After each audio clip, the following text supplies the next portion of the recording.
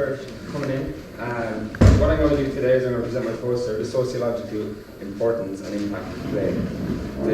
The project was put together through research of stuff we were doing in college and stuff I was interested outside of college as well myself that I thought was related to the whole topic. As you can see, I've based it all around one little bit of research that I found by a guy in his associates, Dr. David Whitebread. Some people might have heard of him. He talks about the 5 types of play, and it's broken into a nice diagram here with symbolic play, play with objects, pretense and socio-dramatic play, games with rules, and physical play. To go through them bit by bit could be really long-winded, and you could do a poster on each one of them. So to make it nice and simple, socio-dramatic play, imagine that as a game of cops and robbers, or cowboys and Indians, or whatever game you want to think of. Play with objects, your weapons, your little guns and your stuff. Games with rules, don't hit each other in the head. You can relate it to something along the way. Symbolic play kind of links back to early Vygotsky work, and it comes across as different expressionist play as well, which means it comes into language. So it's language, sounds, rhyming, drawing, basically anything artsy where you can be expressive. And all of them together, including physical play, gives you your game. You can have them individually, but they do cross borders quite a lot. Physical play is something that I really strongly felt because I work in the outdoors. We work with people on a physical level all the time. So I decided I was going to work on that. He breaks it down further, David Whitebread, and he breaks it into 3 more categories. There's rough and tumble play, active exercise, and fine motor practice. So rough and tumble, your day-to-day family playing with friends, everything kind of in that sense. It's linked to real strong kind of building of emotional bonds. It's really good for cognitive development in the long-term process. Active exercise, jumping, climbing, dancing, skipping, bike riding, and ball play. It kind of speaks for itself. You're getting out and you're being active and you're reaping the health benefits from it. Fine motor practice. So everything from sewing, kind of fine motor skills, anything that you need to have really good hand-eye coordination for it. So that's nowadays we've got people, they sit there with a tablet, and little children sit there with a tablet and they draw and that's it, and then put it down, and they don't have to go away and wash their hands and do the stuff we would have done. We would have had to clean mud off our hands after being drawn on the walls, messing with it and making a mess. But now it's play with a tab and put it away. So there is a little bit of a kind of deprivation there, which leads me on to the next stage. I've got a couple of different consequences of play deprivation.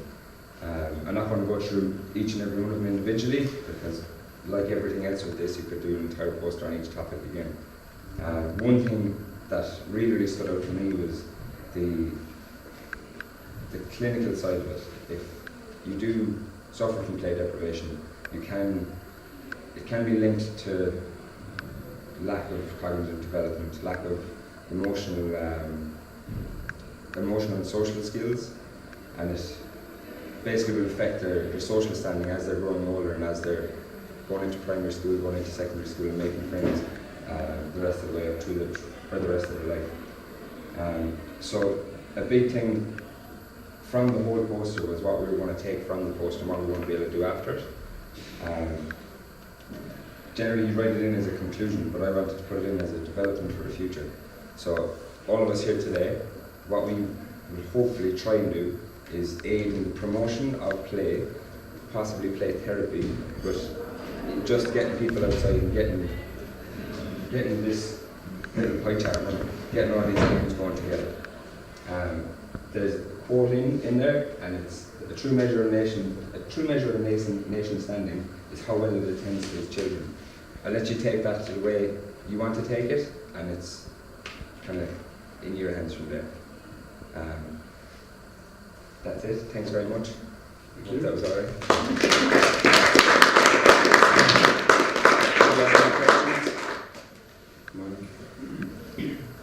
Thanks very much, Mike.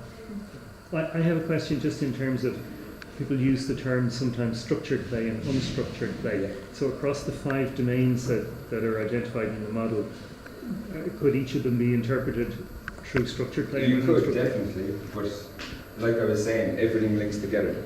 It's you can have something structured to a T where you have a session plan out for it, and it's A, B, C, D, and there's a proper numeric order for it.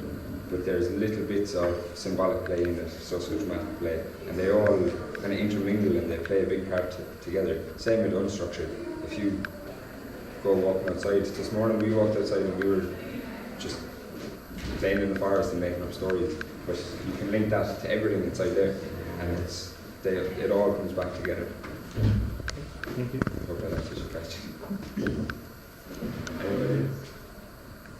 I'm just curious, Mike, when you were doing your research, this is a question of your culture, but what you've maybe read and learned, was it particularly to do with children, and was it a certain age where suddenly play wasn't as important? Did you notice that? I'm just curious myself, because we've all been playing outside all day, and it's not really good. I don't know, is this modern children that they're going away from physical play, they're going away from actually getting dirty and playing outside like we would have done, and is this the likes of tablets and everything that is doing that?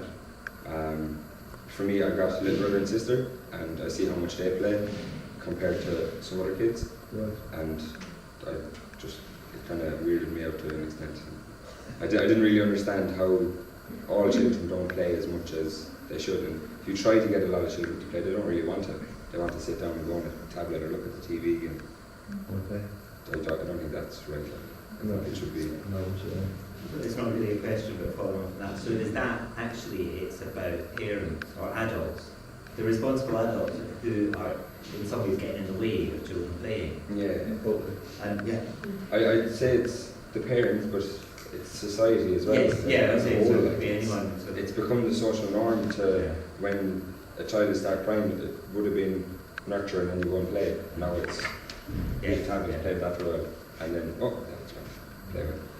So the education we need is about for adults, isn't it? Yeah, Adults recognising the value of play. yeah, and it's the only way they're going to do it is to visually see it. Like, so they need to get out and play themselves. I know it's brilliant for us that we can get out and play. On a daily basis for a lot of us, we get out and we get to play, which is brilliant. But for an awful lot of people, their play might be sitting in an office and there's not very much excitement. But isn't it as well with a lot of adults now, it comes down to time management.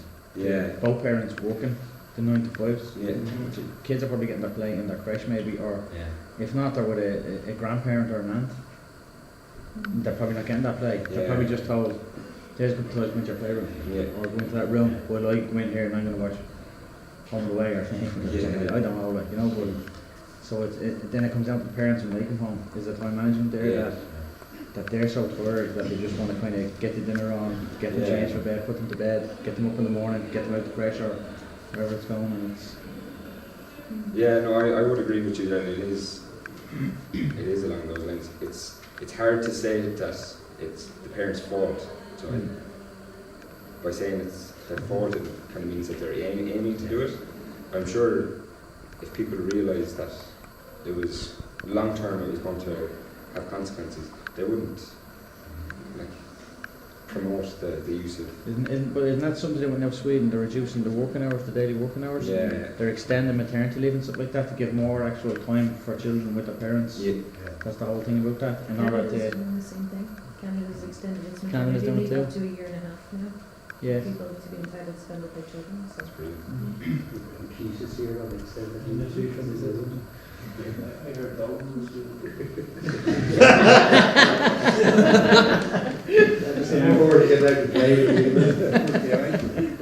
Just knowing what you know now and after researching this and presenting it, what would you do differently in your day-to-day job?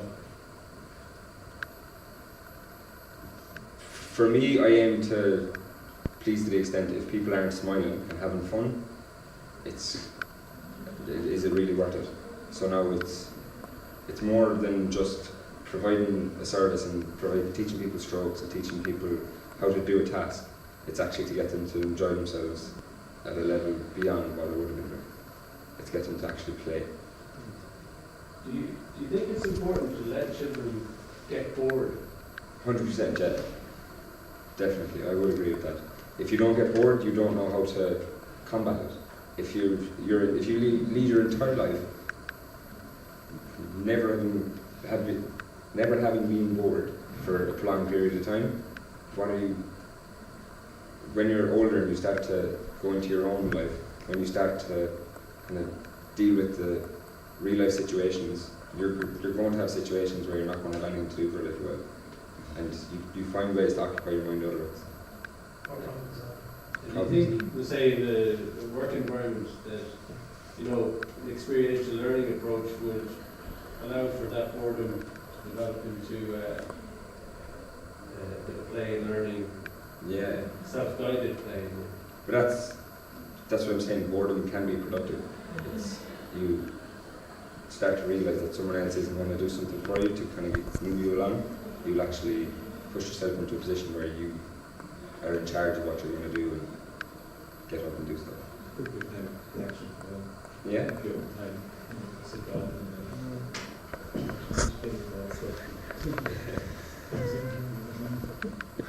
Cameraman getting tired.